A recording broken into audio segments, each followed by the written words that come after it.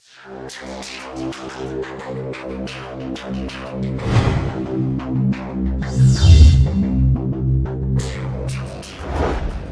human mind cannot imagine the impossible.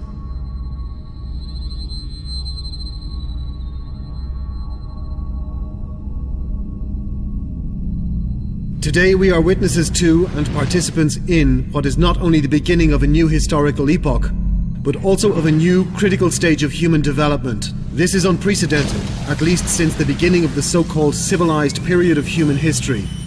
What we considered science fiction of tomorrow is becoming an incredible reality today. The future has begun. This movie tells the story of the future. On the reach of the hand. The era of intelligent space. Life online awaits us. Every human and every object will spend every second of his or her life in the network, forming a global intelligent space, a huge social network. Biometric passports and IDs will appear, and then become physically implanted in the human body, serving as a wallet, credit access, driver's license, insurance, and later as a communication terminal. We will be able to manage our own property from any place on Earth. But not all we own shall we use all the time.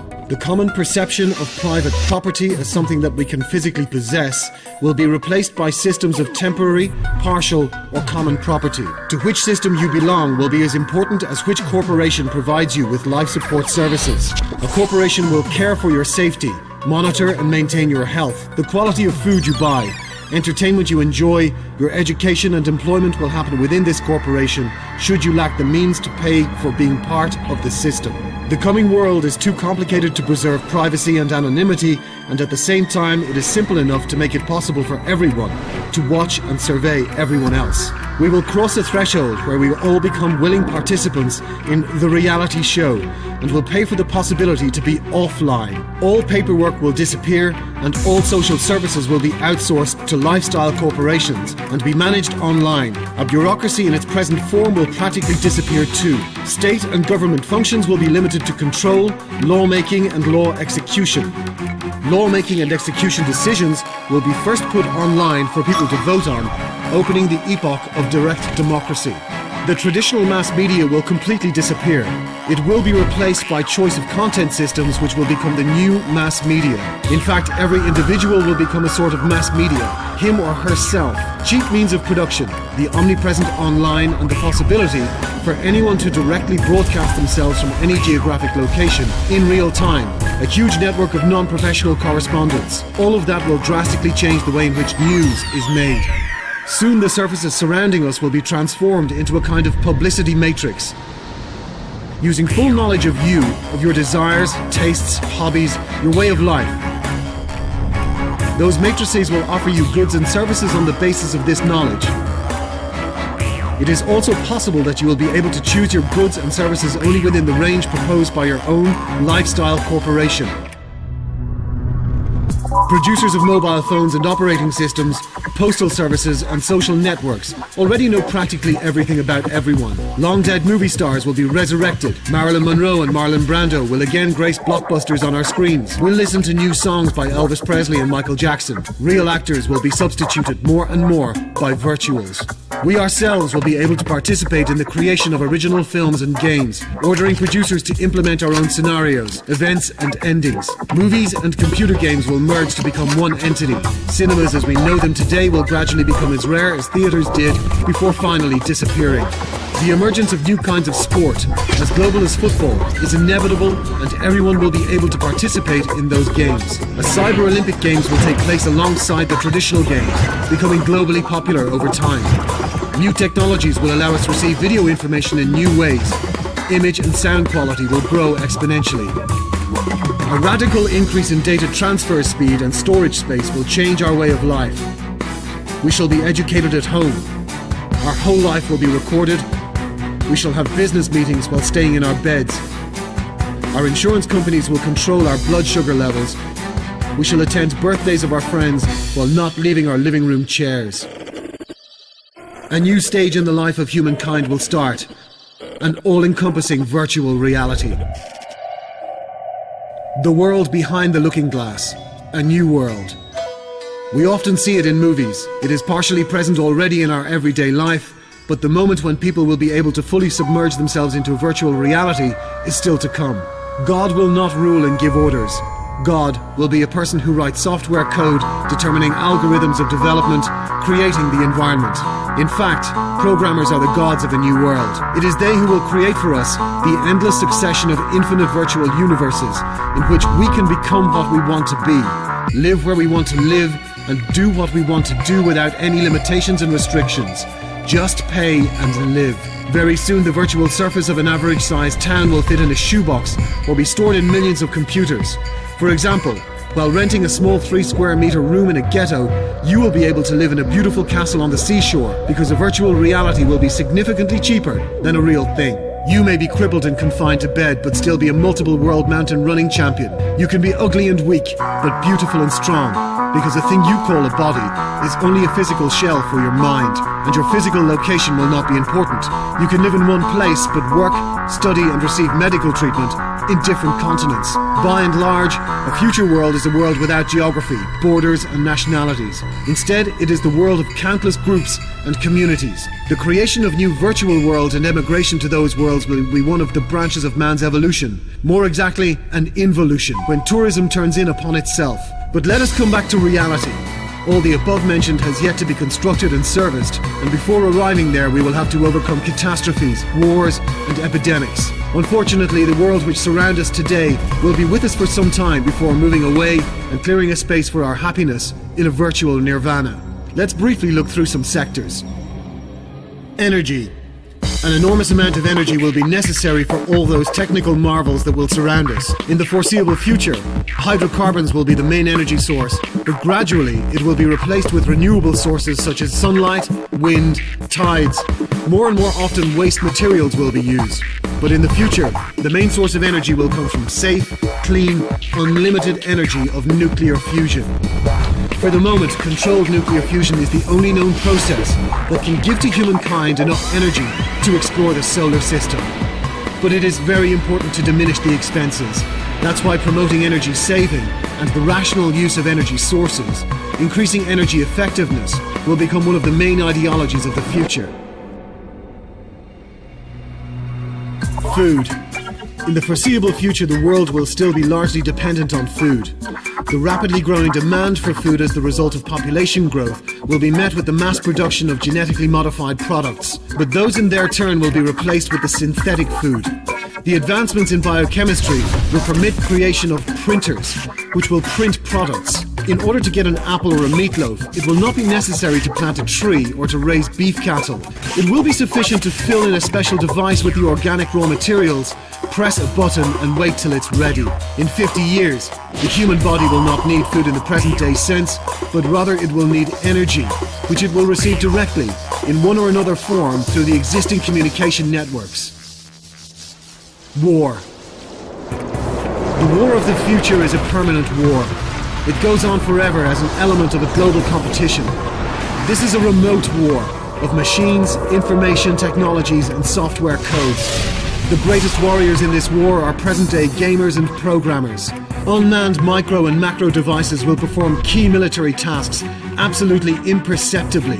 They will only be revealed when the struggle for enemy data acquisition or communications breakdown is achieved. Large-scale wars as we presently understand them will disappear, freeing other means to reach the goals. Future wars will be essentially a combination of covert operations and will be driven by technology. Medicine. Rapid advances in genetic technologies and transplantology will permit us to avoid many desires, to improve our genome and significantly prolong our life.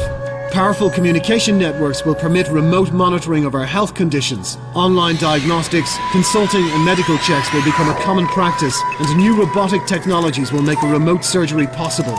Childbirth will not be so painful anymore as new technologies will allow us grow a fetus outside of the mother's body. Aging organs and dying tissues will be replaced with the new ones, which will be grown from the genetic material of the patient. This will permit us to approach immortality, something we'll talk about later. Education. The possibility of instant remote access to all information and knowledge databases from any geographical location will lead to the global spread of homeschooling. Educational institutions' main function will be to control students' knowledge and issue diplomas instead of teaching and educating. Schools and universities as we know them today will gradually disappear. For example, hundreds of thousands of students will study in one school or university. Finally, the process of knowledge and skill acquisition will be simplified to downloading necessary software directly into the human brain. From that moment, education will depend on price and availability of necessary programs. Space exploration. With time, the necessity for humans to travel will significantly diminish. Before that moment, mankind will start to use the air and later Earth orbit as an environment for personal transportation and then as a place to live. Human population increase will force people into the uninhabited areas in the north to inhabit the ocean, air, space, and finally, virtual reality will grow. Cities with a powerful microclimate, particularly independent from the outside environment, will be built. The concept of such cities will be used to build settlements on other planets. And finally, life in virtual reality will attract a dense concentration of the population and limit the necessity to travel. Many cities will disappear. Geography will cease to matter. Geopolitics. The world remains a combination of national, political, social, and cultural limitations. We can also observe the ongoing process of influence redistribution between the world's regional powers and their strengthening. All those limitations will be removed and the world will finally become a gigantic Babylon with a single currency and language, a single political system controlled by the world government. Geopolitics will disappear. All nations, nationalities, and national consciousness itself will cease to exist without support. In global world conditions, state democracy and capitalism will be replaced by private corporations, which will later become states in and of themselves. But the possibility to choose a place to live, freedom from geography, independent energy and food sources will make humanity really independent, and Babylon will split up into millions of small states. The epoch of a new political geography will arrive.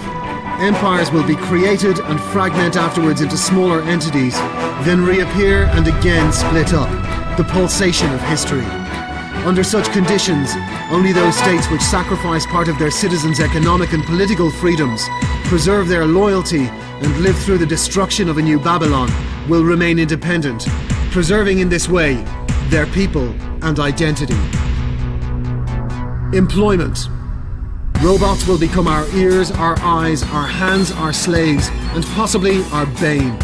They will work in production facilities, clean, cure, fight wars, think, and it is very possible that they may even live instead of us.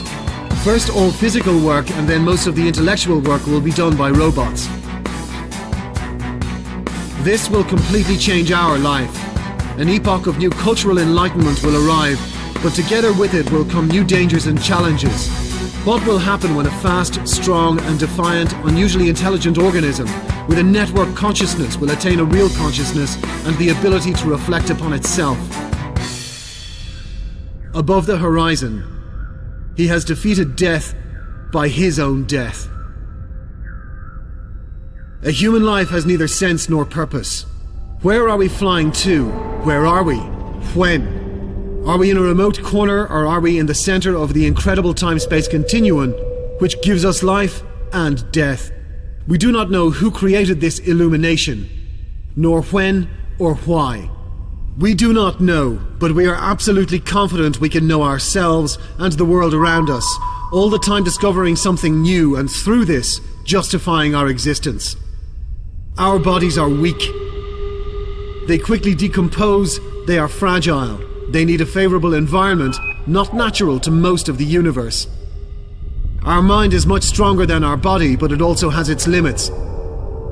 In order to be able to cross the borders of the solar system, to overcome discrimination imposed by the universe upon us, to visit other worlds, we must stop being the humans we are now.